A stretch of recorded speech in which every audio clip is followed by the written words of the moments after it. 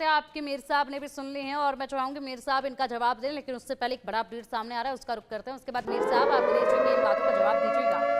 अमेरिकी विदेश मंत्री ने एस जयशंकर से बात की है। आतंकवाद के खिलाफ अमेरिका भारत के साथ है, आतंकवाद को मिलकर जड़ से खत्म करेंगे, यूएस ने कहा है। आतंकवाद के खिलाफ मिलकर जंग लड़ेंगे, यूएस की तरफ से बयान सामने आया। यूएस की तरफ से कहा गया है और अब ऐसे में आतंकवाद के खिलाफ पूरी दुनिया एकजुट है। आतंकवाद का खात्मा करना है और साथ ही साथ इन्हें जो पनाह दे रहे हैं उनको भी सबक सिखाना होगा कि आप गलत कर रहे हैं, गलत लोगों को आप पनाह दे रहे हैं, गलत लोगों को आप पाल रहे हैं, दूसरों के नुकसान के लिए पाल रहे हैं, लेकिन अब खामियाजा इन्हीं को भुगतना होगा। मीर साहब, आपने दिनेश जी को खूब सुना और ऐसे में बड़ा अपडेट भी सामने है। इस तरीके से यहाँ पर यूएस की तरफ से भी कहा गया है कि आतंकवाद के खिलाफ सब हैं, आतंकवाद के खिलाफ मिलकर जंग लड़ी जाएगी। देखिए, जो दिनेश साहब ने जो गुफ्तगू की तो उसका न सर था न पाँव था। मुझे तो उनकी बात की कुछ समझ नहीं आई और मैंने बड़ी तसल्ली के साथ उनकी बात पूरी सुनी। मैंने कहीं इंटरप्ट नहीं किया उनकी गुफ्तगू में। इसलिए नहीं किया कि ये उनकी गुफ्तगू उनकी आ रहा है, उनको आज़ादी है कि वो जो गुफ्तगू करें। मैं उनकी इस गुफ्तगू का जवाब देना बनता नहीं है। जहाँ तक मायदों की बात है पाकिस्तान और इंडिया के दरमियान, तो वहाँ पे शिमला मायदा ख़त्म होना कश्मीरियों के हक़ में है। हम ये समझते हैं कि ये कश्मीरियों के और पाकिस्तान के हक़ में है कि ये शिमला मायदा ख़त्म हुआ। अब वहाँ पे सीज़ फायर लाइन दोबारा से बन गई। पहले से चूँकि वो यूएन के अंडर एक यूएन रेजोल्यूशंस के तहत वो एक मुतनाज़ा इलाका है, जिसका जो फैसला है वो रायशुमारी के ज़रिए से होना है। हिंदुस्तान आगे बढ़े, रायशुमारी कमीशन को आगे काम कर रहे थे। कश्मीरियों ने वो पाकिस्तान के ज़ेर इंतज़ाम कश्मीर हो या हिंदुस्तान के ज़ेर इंतज़ाम कश्मीर में खुले आम कश्मीरियों को मौका मिलना चाहिए। जितने आपने गैर कश्मीरी आबाद किए हैं अपने ज़ेर कब्जा इलाके में, उनको निकाल बाहर करें। आप प्लेबिसिट कराएं।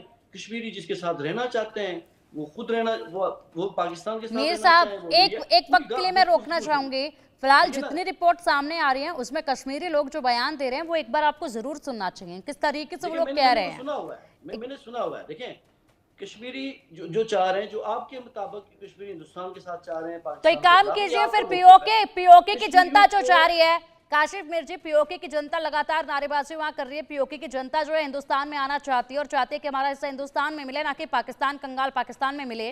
जिस तरीके से बेरुखी पीओके की जनता के लिए आप लोग हमेशा दिखाते रहे, उनकी बात आप सुनिए। बीएलए अपनी आज़ादी चाहता है, उनकी बात आप सुनिए। दूसरों को ज्ञान दे रहे हैं, जरा बीएलए अपनी आज़ादी चाहता है, उनकी बात सुनो, उनको आज़ादी दो। पीओके चाहता है भारत की तरफ आना, उनकी बात सुनो, उनको भी मुक्त करो वहां से। क्यों दम घोटा हुआ है? यहाँ पर बात कर रहे हो कश्मीरियों की, अपने अंदरूनी तो देखिए किस तरीके से आवाज उठ रहे हैं। दिनेश सर, आपकी आवाज नहीं आ पा रही है, अनम्यूट कीजिएगा। पिंकी, मैं कौशिक साहब आपकी बात कर रहा हूँ। आपने जो बोला अभी कि यूएन रेजोल्यूशन का बात कर रहा हूँ, आपको पता है यूएन रेजोल्यूशन के क्या है? पहले 3 स्टेप। सबसे पहला स्टेप, पाकिस्तान अपनी सेना गिलगित बल्तिस्तान और पीओके से बाहर करे, नंबर 1। उसके बाद भारतीय सेना के अंदर रहते हुए वहां पे आपका प्लेबिसाइट हो। तो आप पहले बाहर तो चलो। इतने आवाज चिल्ला रहे हो, गला फाड़ फाड़ के, पहले सेना को बोलो पीओके खाली करो, गिलगित से बाहर चलो। हम कह रहे थे करो, अभी सीज फायर लाइन हो गया। देखिए ना, बात करो ना, फिर करो ना। किसने मना किया है? आराम से देखिए बात। अरे तो करो, चलो आराम से। आपको आराम समझाते हैं। मीर साहब, अपनी सेना को कहो कि पीओके और गिलगित बल्तिस्तान से यूएन रेजोल्यूशन के नंबर 1 स्टेप के मुताबिक बाहर निकले। देखिए ना, कश्मीर के ऊपर यूएन में कौन गया था? भारत गया था। भारत के फिर आप घुमा रहे हो बात को। आपकी बात को सहमत कर रहा हूं यार, आप अपनी बात पे तो रहो। आपने कहा कि यूएन रेजोल्यूशन के मुताबिक होगा, हम यूएन रेजोल्यूशन की बात कर रहे हैं। आपने अपनी, मैं आपको दिखाऊं, निकाल के दिखाऊं यूएन रेजोल्यूशन क्या है? पढ़ाऊं आपको अभी कौशिक साहब? आप दरमियान में बुड़बुड़ ना करें। आपको मैं दरमियान में इंटरप्ट ना करें। जवाब तो उलझुल जवाब क्यों दे रहे हो? उलझुल जवाब मत दो। कह रहा हूं, यूएन में भारत गया, यूएन रेजोल्यूशंस आज भी कायम है। मसला बाकी है, भारत यूएन में दोबारा जाए और यूएन को कहे जी आप कराएं, पाकिस्तान को भी पाबंद करें। क्यों जाए? भारत का एनेक्शन, कश्मीर का, जम्मू एंड कश्मीर का एनेक्सेशन जो महाराजा थे हरि सिंह, उन्होंने हमारे साथ किया हुआ है, जैसे बाकी राज्यों ने किया था। बाकी राज्य हमारा हिस्सा है, कश्मीर हमारा हिस्सा है, अभिन्न है। अब आपको तकलीफ है और आप चाहते हो कि यूएन रेजोल्यूशन के मुताबिक हो, तो सबसे पहला स्टेप है अपनी सेना को कहो बाहर चलो। चलो, हम तैयार हैं। देखिए ना, अब तो आपने शिमला एग्रीमेंट भी तोड़ दिया, हम तैयार हैं। चलो चलो, नेक्स्ट स्टेप के आगे आगे सोचेंगे। पहला स्टेप तो लो, इतने यार कश्मीरियों की ये हिमायत करते हो तो। अगर आपकी चैनल इंतजामिया ने या प्रोग्राम इंतजामिया ने आपको ये वक्त देना है या खुद गुफ्तगू करनी है, तो फिर बात आगे ठीक बढ़ है, नहीं सकती। इसका तरीकाकार क्या है? देखिए, इसका तरीका ये है, अरे आप इसका फिर ठीक तरीका है, घूम फिर ये के है कि बात। ठीक है। 70 एक बड़ा साल अपडेट से सामने आ रहा है, बड़े अपडेट पर तरीका तो करेंगे, ये है उसके कि बाद हम चर्चा घूमेंगे लगातार आपस जारी में। रहेगी। दिनेश जी, बड़ा अपडेट सामने है, मोदी की सेना को खुली छूट से पाक के पसीने छूट चुके हैं। पाक मेजर जनरल अहमद शरीफ की फिर गीदड़ भपकी सामने आई है। हमले का वक्त है, भारत तय करे, अंजाम हम तय करेंगे। जमीन, हवा और समुद्र में हर मोर्चे पर तैयार हैं, ये कहा गया है। जी दिनेश सर।